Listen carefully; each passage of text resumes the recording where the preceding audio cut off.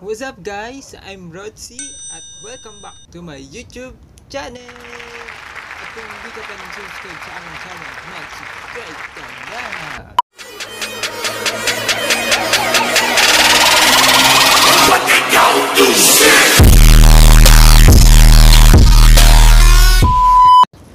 So yun na nga guys, simulan na natin.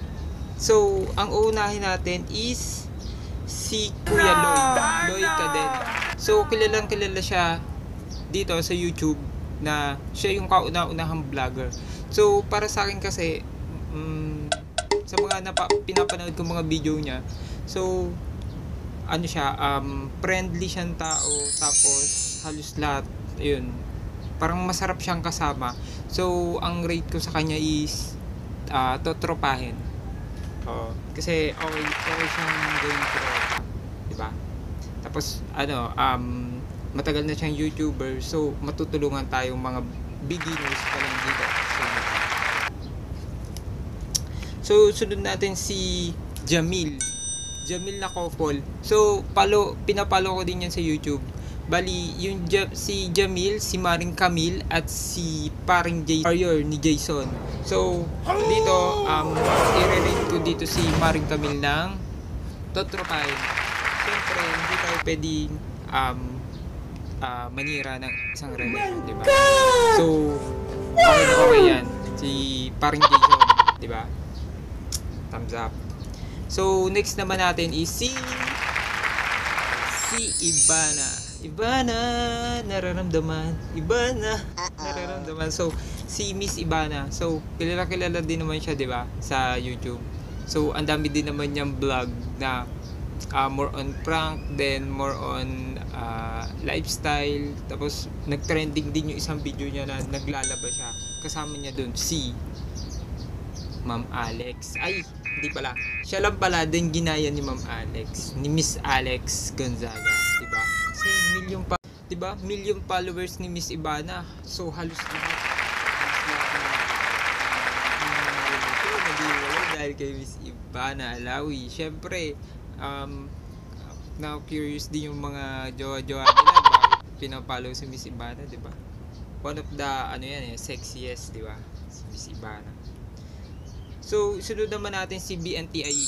So, si BNTIE naman is siya yung kasama nila Kuya Loy Cadena sa mga videos niya. So, may grupo sila yung BNT, yung bakla ng taon. So, isa siya sa mga member doon. So, kung dito kay BNTIE, so siguro totropahin na lang siya. So, masayang kasama 'yon. So sa mga napapanood kong video niya, so napakasaya, 'di ba? So nakalimutan ko nga palang i-rate si Miss Ivana Alawi. So para sa akin pala. Para sa akin i-rate ko siya ng jojowain. So, 'di ba? Wala na explanation 'yon. So ayun.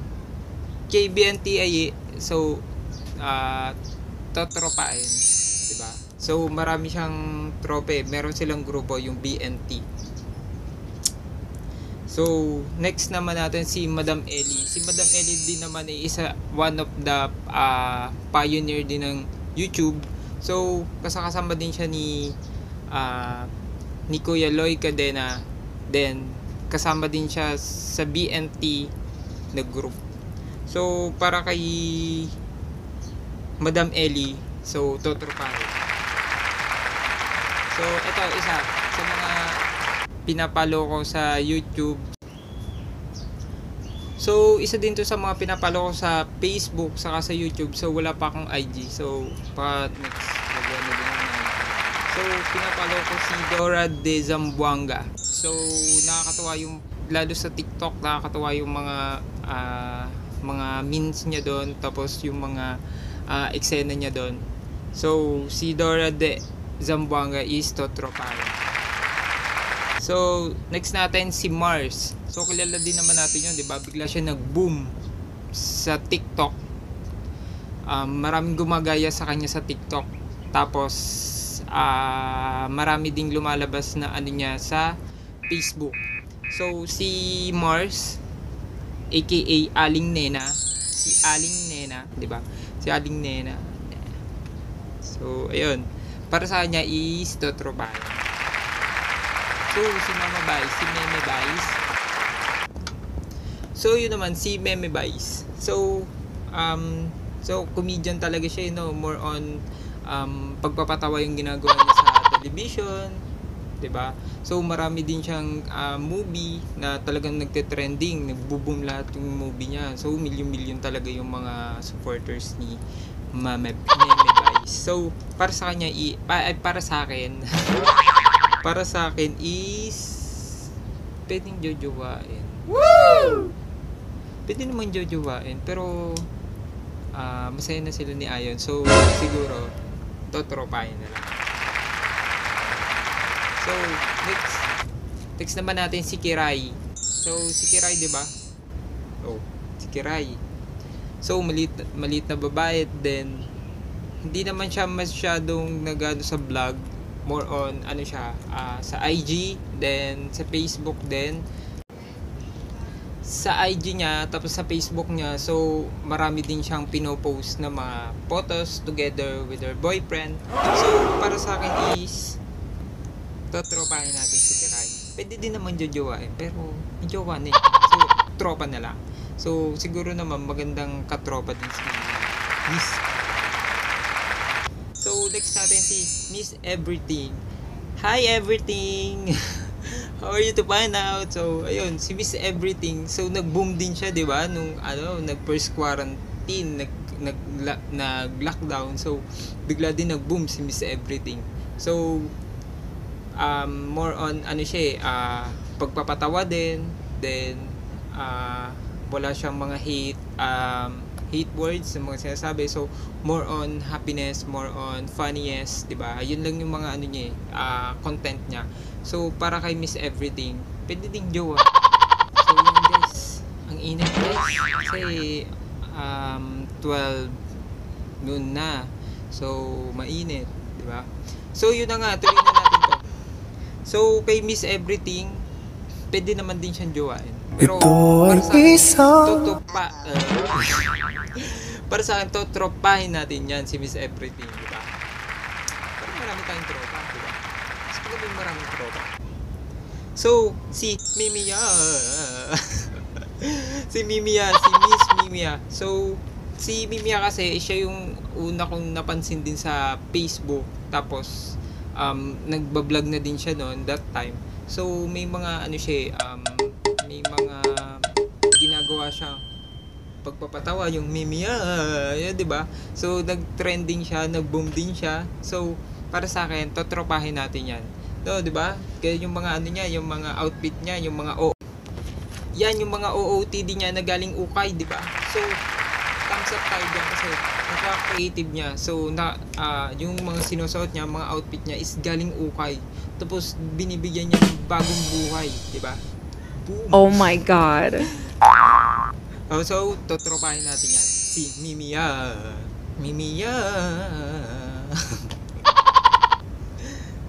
So, yan na nga.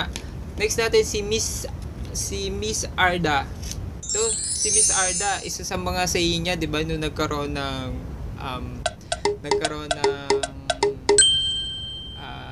tawag dito. Hate comments yung mga tao about kay Boknoy, 'di ba? Boknoy Glamour. So, isa sa mga naging tumatak sa akin yung sinabi niya na basta walang grado, marunong rumispeto. So, thumbs up tayo doon sa sinabi niya, di ba? So, yun. Basta walang grado, marunong rumispeto. Yun yung, So, natouch ako doon sa sinabi niya. So, para sa akin kasi, si Miss Arda, si Miss Kim, nakilala ko din siya sa TikTok. Naging pinalo ko na din siya sa TikTok kasi more on pagpapatawa lang din, then parang wala lang, gusto lang niyang gawin yung gusto niya sa TikTok, 'di ba? So dapat ganoon lang. So para sa akin is totropahin natin yan. Totropahin natin si Miss Kim Arda. So next natin si Ate Alex. Wow, ate, close ganoon. So si Miss Alex Gonzaga. So, kung napapansin natin, 'di ba? Nagko-collab na lahat. Kino-collab na niya lahat ng mga YouTubers, yung mga mga kilalang So yun na nga, so halos lahat na collab na ni Miss Alex Gonzaga yung mga YouTubers dito sa atin. So dito sa Pilipinas, no, halos lahat na siguro na collab na niya. Pero ayun, halos lahat. Tapos meron dun isa sa mga nagustuhan ko, yung nag-collab sila ni Sir Rapi Tulfo. Yun. Sobrang kulit, di ba? Woo! Pakulit ni Ate Alex, di ba? So someday gusto ko din mag-collab kami ni Miss Alex Gonzaga, di ba? Hoping. Eh wala namang imposible 'yon. So basta magsikap ka lang, tapos gawin mo lang yung mga gusto mong gawin dito sa YouTube. So balang mapapansin ka din ng mga ibang YouTubers, then mapapasama ka din sa mga collab nila.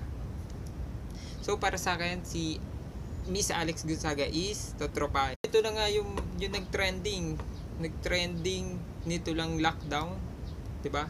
Si Boknoy Glomor. No, si Boknoy Glomor, sinabi niya na walang mararating eh. Bahala siya doon. Diba? Sabi niya walang mararating. Oh, sikat na lang. Parang gano'n, sabi niya. So, para sa akin is totropahin na lang. Tropa. So, next natin is yung talagang trending si Madam Kilay. So, di ba? Follow ko din siya sa page niya, then lagi siya nagkakaroon ng mga pag-games. Yan, namimigay siya na money, then cellphone. So, ang dami dading racket ni Madam Kilay. So, para sa akin is tropahin natin, di ba? Tropa, syempre. Oh my God. So yan, di ba? Totropahin natin yan si Madam Kilay. Ano yung Madam Kilay? Kilay is life. Di ba? Sabi niya gano'n. So mga nakakatawa din naman yung mga intro nila. So next natin, last.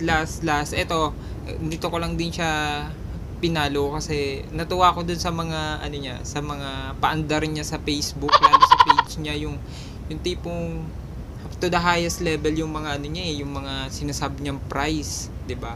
So, parang good vibes lang yung mga ginagawa niya. To si Miss Karel, 'di ba? Hi, hello. I'm Karel. 'Di ba ganun yung introhan niya eh. Woo! Tapos ayun, nakakatuwa lang siya kasi kada mo good vibes, napaka good vibes nung niya, yung lahat ng content niya. No, parang sarap tropahin, ganun. Tropa, ganun.